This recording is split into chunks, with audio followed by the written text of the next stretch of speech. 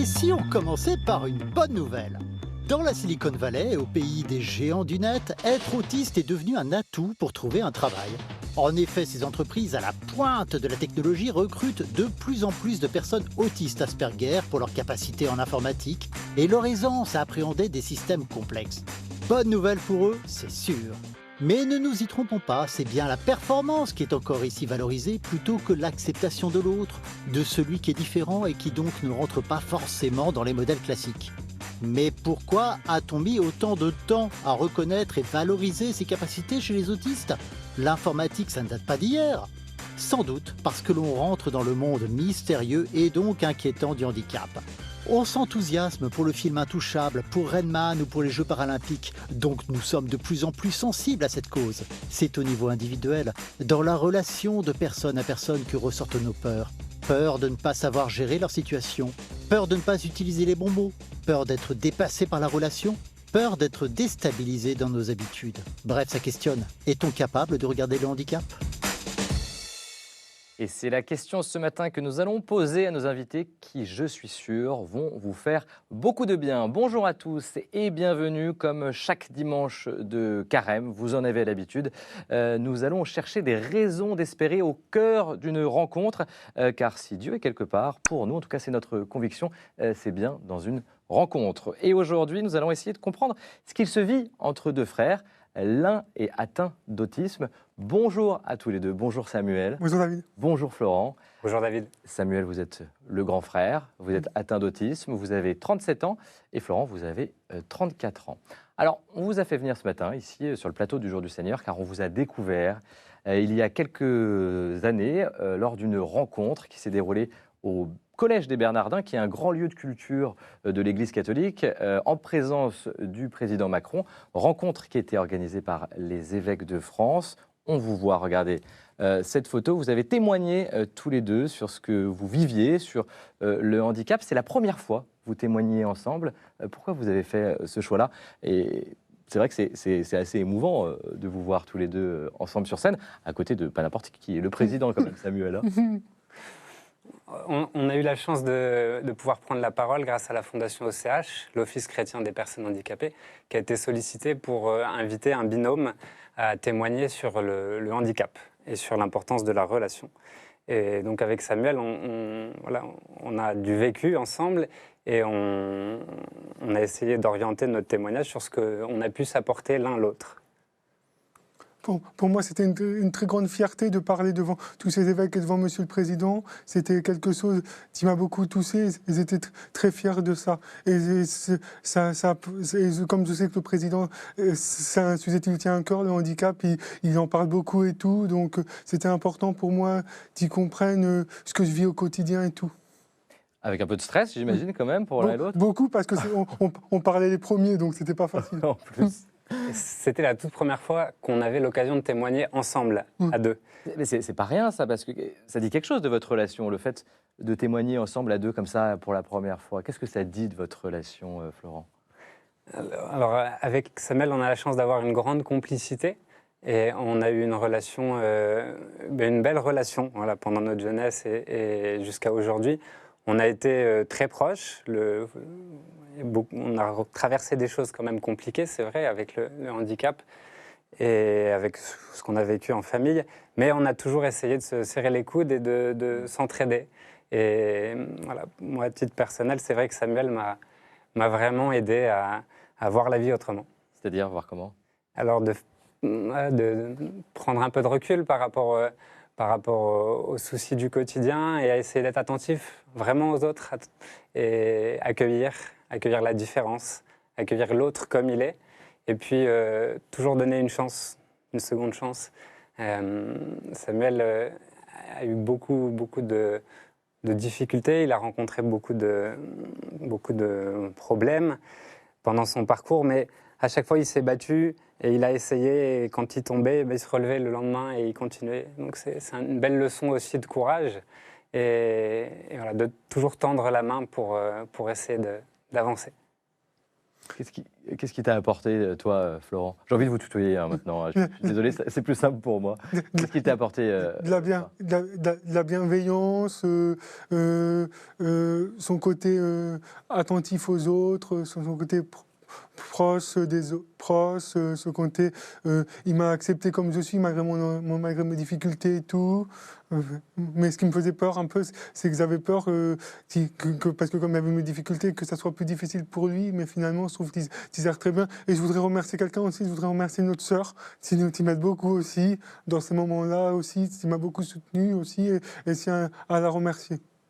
Eh bien, justement, petite surprise, puisque votre sœur n'est pas là, Hélène, mais elle va quand même être un peu là, votre sœur Hélène, que nous sommes allés rencontrer. Elle parle très bien de votre relation. Voilà une surprise.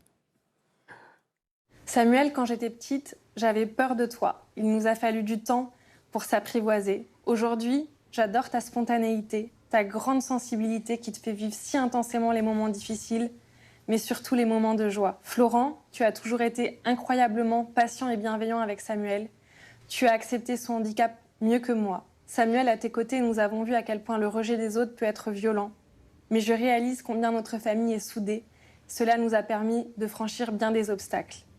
Et si le handicap est source de beaucoup de souffrance, je sais à quel point ta différence, Samuel, est une grande richesse pour nous et pour tous les gens qui ont la chance de croiser ton chemin.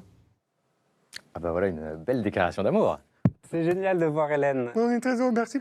C'est émouvant de voir notre sœur parler comme ça. Merci pour la surprise en tout cas. Puis merci à Hélène pour ses mots. Ouais.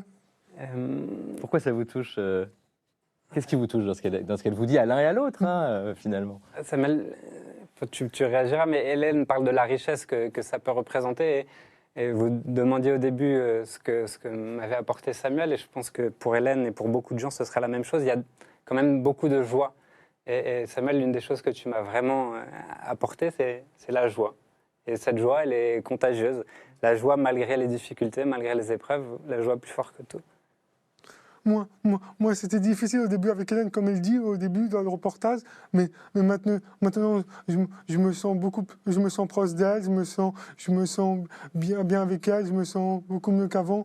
Le fait qu'elle s'est mariée avec quelqu'un que j'aime beaucoup aussi, ça aide, avec qui je m'entends très bien et tout, et ça m'aide beaucoup. Ce qui me semble important de dire, c'est que c'est vrai qu'Hélène et moi, on n'a pas vécu le handicap de Samuel de la même façon. Et moi, j'ai eu la chance d'avoir une relation de proximité. Et avec Hélène, ça a été parfois très difficile. Et il n'y a pas de bonne ou de mauvaise façon de vivre le handicap. Voilà, c'est vrai que le handicap peut faire peur. Le handicap, chacun à sa manière, à son rythme. Exactement, le handicap et provoque beaucoup de jeune souffrance, aussi, hein. comme elle dit. Ouais. Et puis, chacun son chemin, chacun son rythme, en effet.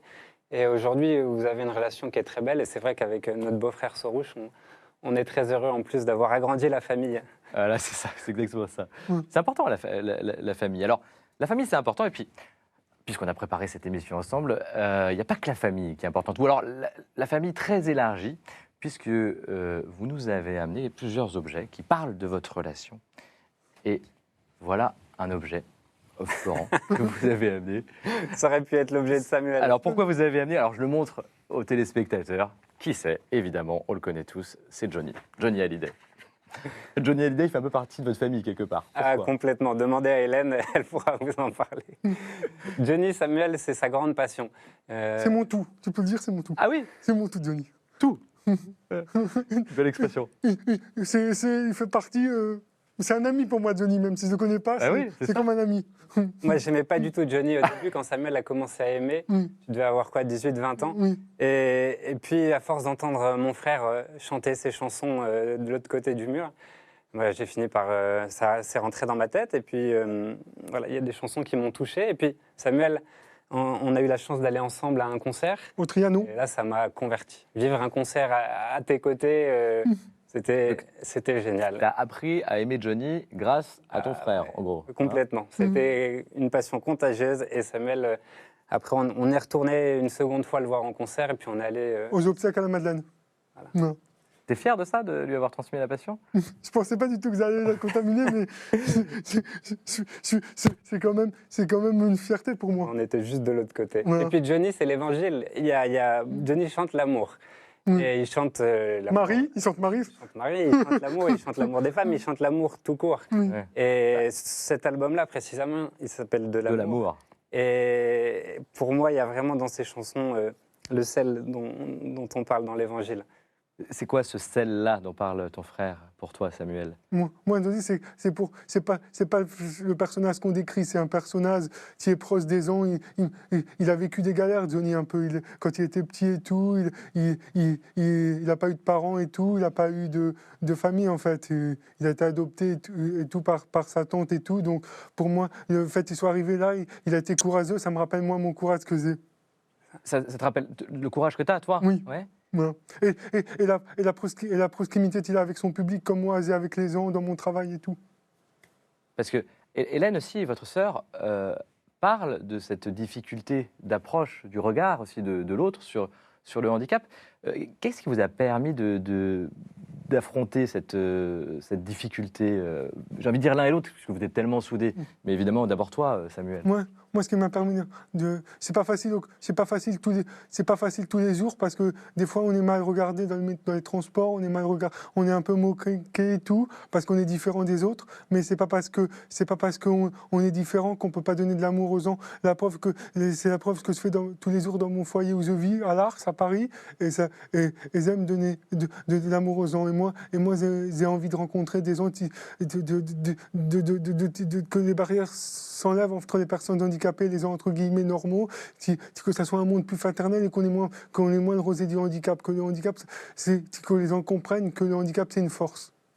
Waouh! C'est l'amour en fait qui sauve, hein, si j'entends bien. Oui, c'est vraiment l'amour qui sauve. On a essayé dans notre discours au Bernardin de parler de ça justement. C'est vrai qu'il y a une grande violence.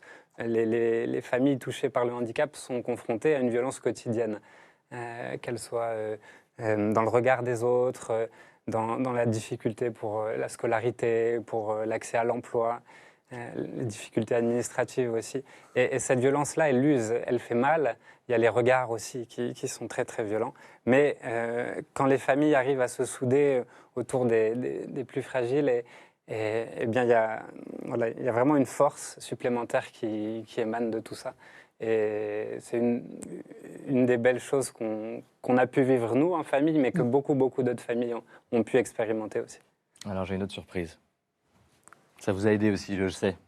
Voilà l'objet que tu as rapporté, Samuel, un ballon de foot. Pourquoi? Parce que ça Bien sûr, prends-le. me rappelle les parties qu'on faisait en C'est toi là, hein, à Manchester United, le grand club. Ça te rappelle les parties alors? Ça me rappelle les parties de foot qu'on faisait dans notre maison à la campagne, dans le Périgord, quand on était petits, où on faisait des parties endiablées et tout, où je venais encourager Flo quand il jouait à la CBB et tout, à Boulogne. Et puis ça nous a rappelé notre voyage, mais ça je voulais le dire pour nos meilleurs souvenirs, donc je ne sais pas si je peux en parler maintenant ou pas.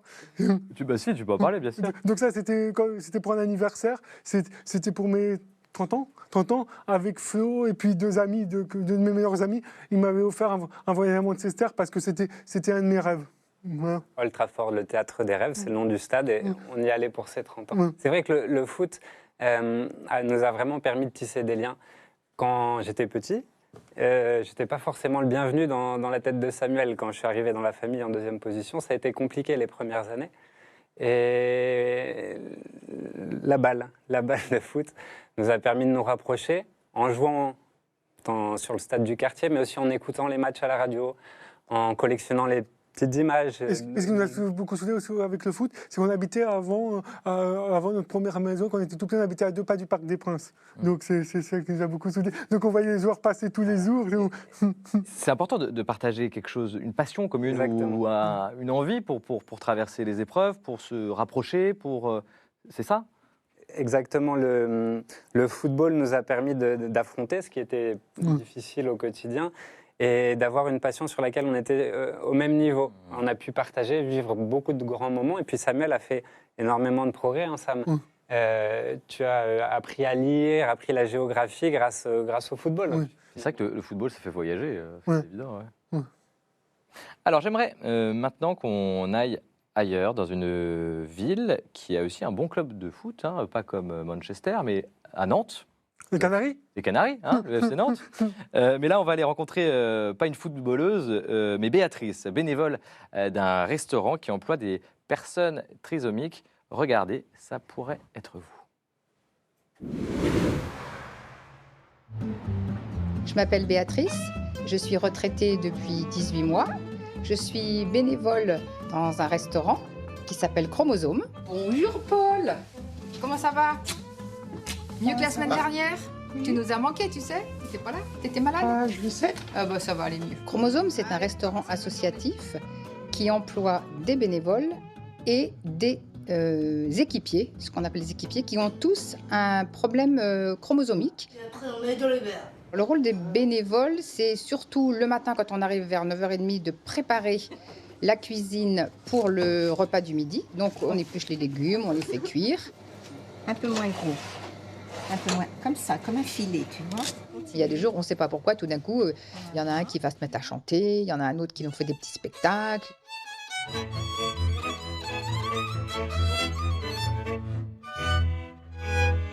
Il y a une bonne humeur, on rigole, on se marre bien, quoi. Il y a vraiment une espèce de... C'est comme une petite famille. Je peux me mettre entre vous deux? Alors, Je suis trop beau gosse. Et voilà. C'est le contact avec la clientèle, avec le public. Il se noue des relations absolument incroyables. Des gens qui viennent ici une fois et qui vont revenir 2 fois, 3 fois, qui deviennent vraiment presque des amis avec les équipiers. Il se passe quelque chose. Ils sont toujours de bonne humeur, il n'y en a jamais un qui va râler. C'est vraiment une ambiance assez incroyable et qui, je pense, nous pousse vers le haut. Merci Manon. Ils vivent comme nous, ils ont un travail, ils sont capables de servir dans un restaurant, ils font la cuisine, ils font le ménage, ils passent la serpillière, comme tout le monde. Et donc ça fait ouvrir les yeux et voir que dans le monde du handicap, finalement, il y a des gens qui se débrouillent très bien et qui nous donnent des leçons. à la semaine prochaine. Ça m'a juste fait prendre conscience que si chacun de nous pouvait donner un petit peu de son temps, c'est pas grand-chose et ça ferait un petit peu de douceur dans ce monde de brut dans lequel on vit en ce moment. Ah bah là, il y a de la joie, hein, on peut le dire. Je voudrais parler de quelque chose. Ça me rappelle le Café Joyeux. C'est un café à Paris qui emploie des personnes handicapées près de l'Opéra, où travaille mon meilleur ami de Philae, de l'Ars, qui s'appelle Abou. Et c'est un peu le même contexte. Bah bravo, faut y aller si vous êtes parisien, allez-y. Ouais. Tu as un métier toi aussi, hein, Oui. Samuel, tu es bibliothécaire. Oui. Est-ce que ce métier, qu'est-ce qui t'apporte ce métier? Ce métier, Ouais. le contact avec les gens, le contact humain avec la personne, le contact physique, le contact avec les gens et tout. J'aime bien conseiller les gens et tout. Tu as l'impression justement que le regard des gens change parce que tu as un métier, parce que tu es un bon bibliothécaire? Comme ça fait longtemps que je travaille dans cette bibliothèque, maintenant j'ai tissé des liens avec certains lecteurs avec qui je me sens très proche, avec qui je suis devenu un peu ami, un peu tout ça. Donc... C'est important de travailler, Florent. C'est important pour moi, malgré mon handicap, parce que j'en ai bavé avant de trouver ce travail. J'ai dû faire beaucoup de stages. J'ai fait au moins 50 stages avant de trouver ce travail. 50? Oui. Ah oui. C'est beaucoup. Et parce que le monde du handicap faisait peur, et quand j'ai trouvé ce travail en bibliothèque et j'ai passé mon premier concours de la vie, et pour que j'ai eu ce concours, c'était ma plus grande fierté.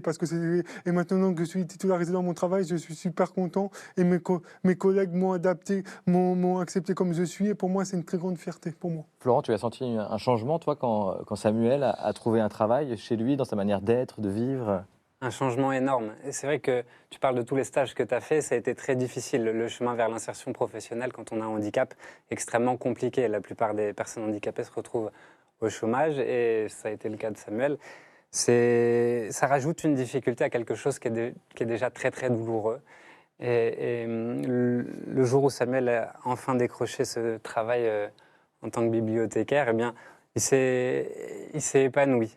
Tout d'un coup, il avait un endroit où on l'attendait, où il était reconnu pour ce qu'il pouvait apporter, pour ses qualités. Et je tiens à remercier, je tiens à remercier toute l'équipe qui m'a accueilli comme je suis et tout. Voilà.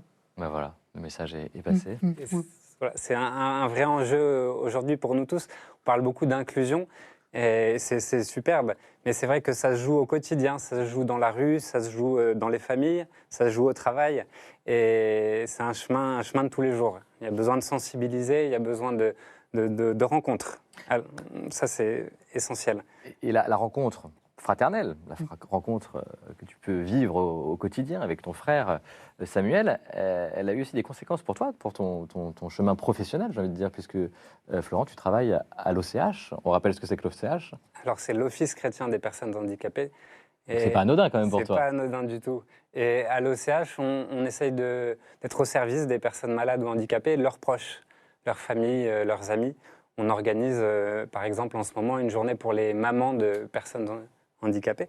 On organise aussi des conférences, des témoignages, tout un tas d'événements pour soutenir et accompagner les personnes handicapées et leurs proches. Mais du coup, dans ton parcours personnel, c'est pas du tout... voilà, exactement. Ça pour dit moi, quelque chose quand même. Ça m'a permis de puiser dans ce que j'ai vécu avec Samuel, puis aussi avec notre mère qui est malentendante, pour essayer d'aider d'autres personnes. Le handicap était déjà dans la famille. Oui, le handicap était déjà dans la famille.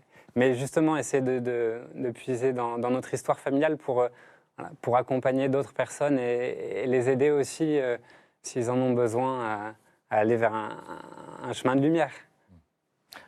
J'aimerais qu'on revienne sur une petite anecdote que vous avez vécue justement au collège des Bernardins. On en parlait au début de l'émission. Là-bas, tu as passé un moment à parler avec le président et son épouse, Brigitte Macron, à tel point que Brigitte Macron est venue te voir chez toi, dans ton foyer, à l'Arche. Oui. Raconte-nous cette anecdote, c'est marrant quand même. C'est pas anodin ça non plus. C'était quand j'ai fait le discours avec... Mais c'est mon meilleur ami, vous voyez, c'est Abou. C'est Abou dont tu parlais, voilà. Oui, c'est Abou. Donc, et elle, c'est qui? Elle, la première dame. Ah. Vous êtes intime maintenant. Oui. Elle est venue dans ta chambre quand même. Hein. Donc là, on a passé un super moment avec Brigitte. En fait, c'était pendant la nuit du Bernardin. Après, en fait, le président m'a dit que ça avait fait un très bon discours et tout. Et puis après, il nous a demandé de revenir avec Flo. Et puis on a invité à 2 événements à la nuit du handicap. Et puis je lui ai proposé de venir dans mon foyer. Quel culot quand même, j'ai envie de te dire. T'es bluffant, non, Florent? J'aurais jamais osé faire une chose pareille. Samuel a une spontanéité et une audace incroyables. Excuse-moi, je t'ai coupé. Ouais.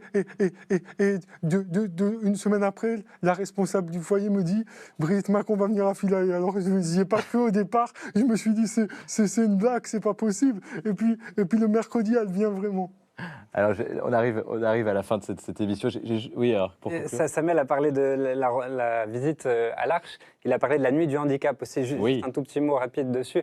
C'est un événement très important pour nous, qui nous tient vraiment à cœur, qui a été initié par l'OCH l'an dernier.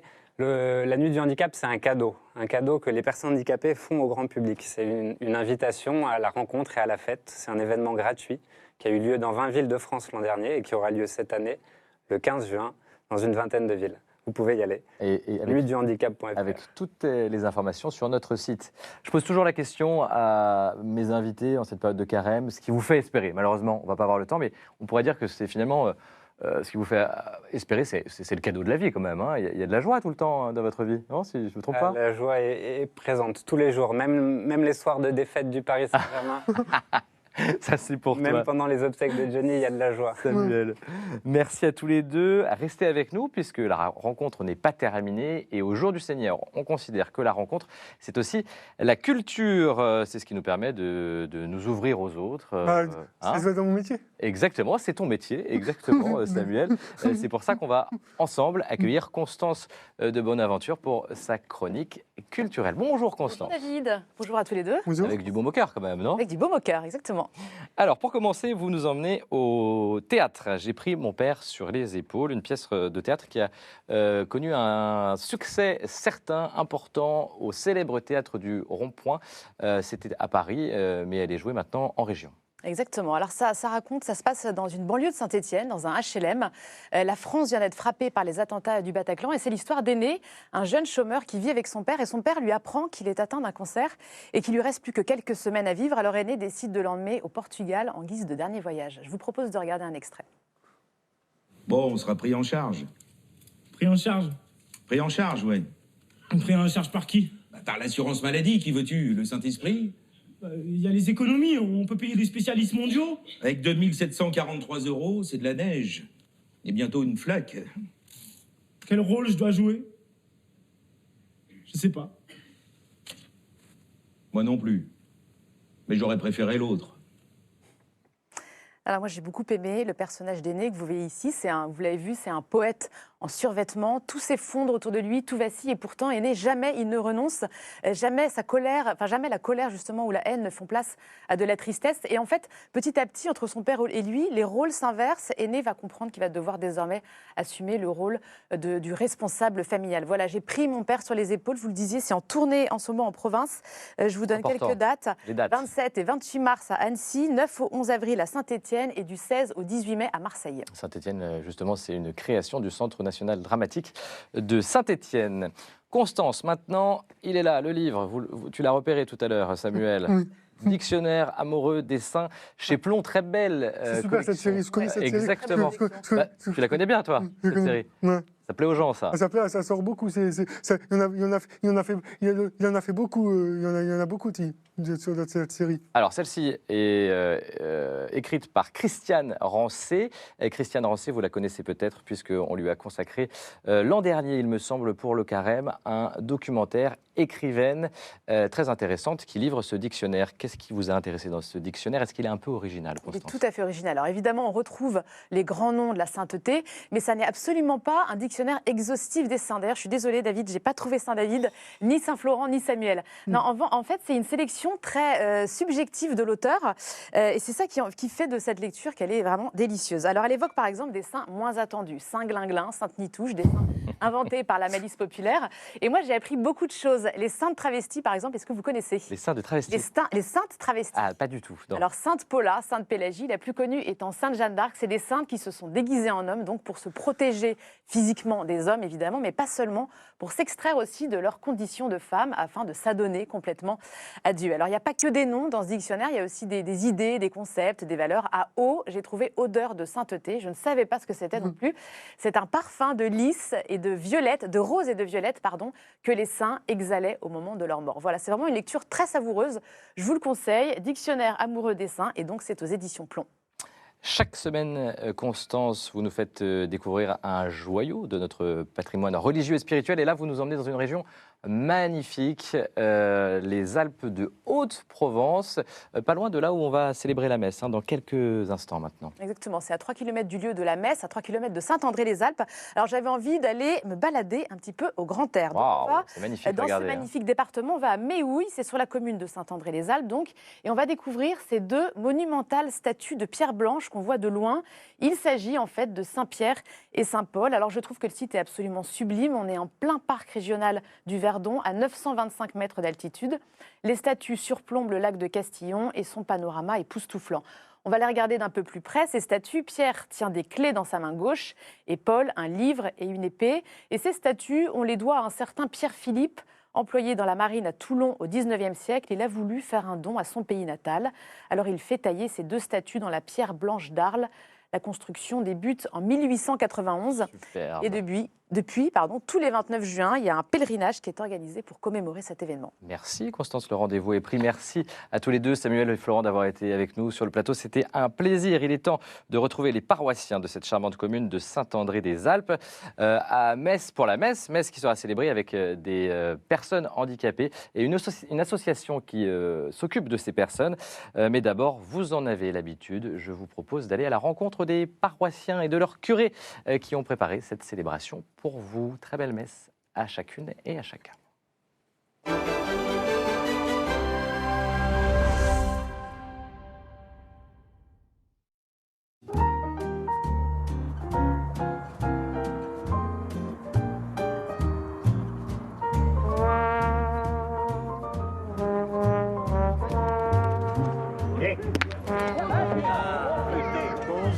Bonjour. Coucou, vous allez bien? Vous êtes timide. Oui, ça se voit pas. Vous avez rajeuni toutes les deux. Oui, il aime les vieilles. Oh, non, mais elle est très jeune. Hein? C'est vraiment important de ne pas être loin des gens de ne pas être... Il faut être avec eux. Je ne peux pas me fermer ou m'enfermer dans la sacristie, hein, dans un tabernacle. Le Christ y est déjà. Et quand moi, je communie, je deviens ce théophore, ce porteur de Dieu. Avec ça, je peux faire toute la pastorale. Hein. 39 millions, mon père. Pour ce soir, la cagnotte. Voilà. Si tu nous fais gagner, Seigneur, tout cela sera pour toi. Alors, comment on va? C'est ton anniversaire. Je suis né le 29, il n'y en a pas de 29. C'est pas vrai. Ben, je te le dis.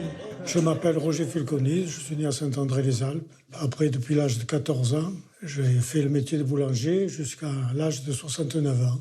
C'est bon? Non? Quand l'église me demande quelque chose, enfin la paroisse, ben, je suis toujours présent. J'ouvre l'église et je la ferme chaque jour et voilà, c'est tout. En fait, c'est un peu comme Saint-Pierre, vous avez les clés. Ben, on me le dit des fois, je suis Saint-Pierre de Saint-André.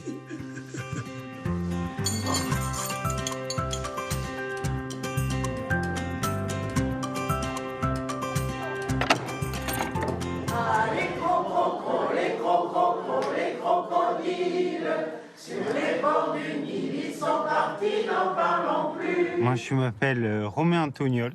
J'ai fait partie de chorale et là, vraiment, je me suis éclaté. C'est une grande joie pour moi de venir participer à Chemin d'Espoir aux rencontres hebdomadaires, puisque maintenant, j'ai beaucoup d'amis. Je voudrais vous inviter tous à célébrer avec nous cette messe télévisée et vraiment, vraiment de tout cœur, je vous souhaite une très, très belle messe. Merci Romain, nous sommes très heureux de retrouver les personnes en situation de handicap de l'association Chemin d'Espoir et les paroissiens de Saint-André-les-Alpes, ici dans le Verdon. Ce matin, nous entrons dans la célébration avec une pensée reconnaissante pour le frère Damien Avril, dominicain décédé cette semaine alors qu'il allait sur ses 100 ans. Entraîné dans l'aventure du Jour du Seigneur par le père Raymond Pichard, le frère Damien Avril fut producteur adjoint jusqu'en 1999, puis réalisateur. Nous prierons à son intention au cours de la messe.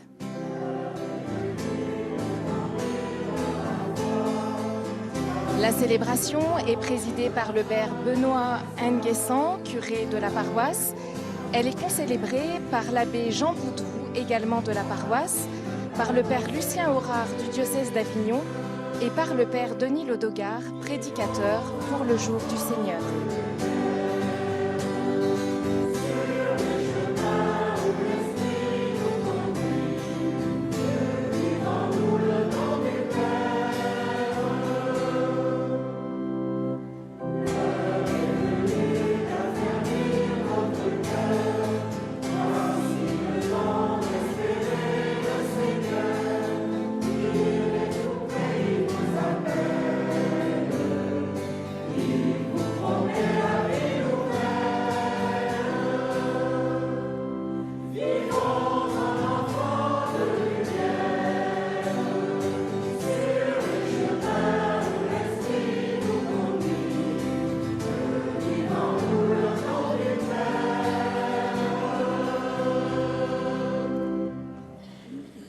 Au nom du Père et du Fils et du Saint-Esprit. Amen. La grâce de Jésus notre Seigneur, l'amour de Dieu le Père et la communion de l'Esprit Saint soient toujours avec vous. Et avec votre esprit.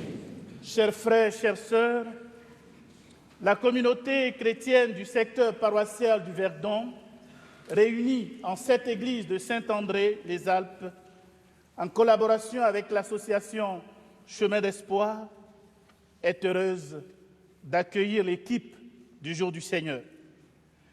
Nous sommes d'autant plus heureux que, par la magie des ondes, nous allons partager avec vous la parole de Dieu, partager avec tous les téléspectateurs d'ici et d'ailleurs notre expression de foi, notre engagement et notre attachement au Seigneur. C'est ici le lieu pour nous de saluer de tout cœur tous les malades, toutes les personnes touchées par quelque handicap que ce soit, les faibles, les blessés de la vie, en les assurant de nos prières et de notre fraternelle proximité. Pour que notre prière soit agréable aux yeux de Dieu, commençons par implorer son pardon et son amour infini. Je confesse à Dieu Tout-Puissant que j'ai péché en pensée, en parole, par action et par omission. Oui, j'ai vraiment péché. C'est pourquoi je supplie la Vierge Marie, les anges et tous les saints, et vous aussi, mes frères, de prier pour moi. Que Dieu Tout-Puissant nous fasse miséricorde, qui nous pardonne tous nos péchés et nous conduise tous à la vie éternelle.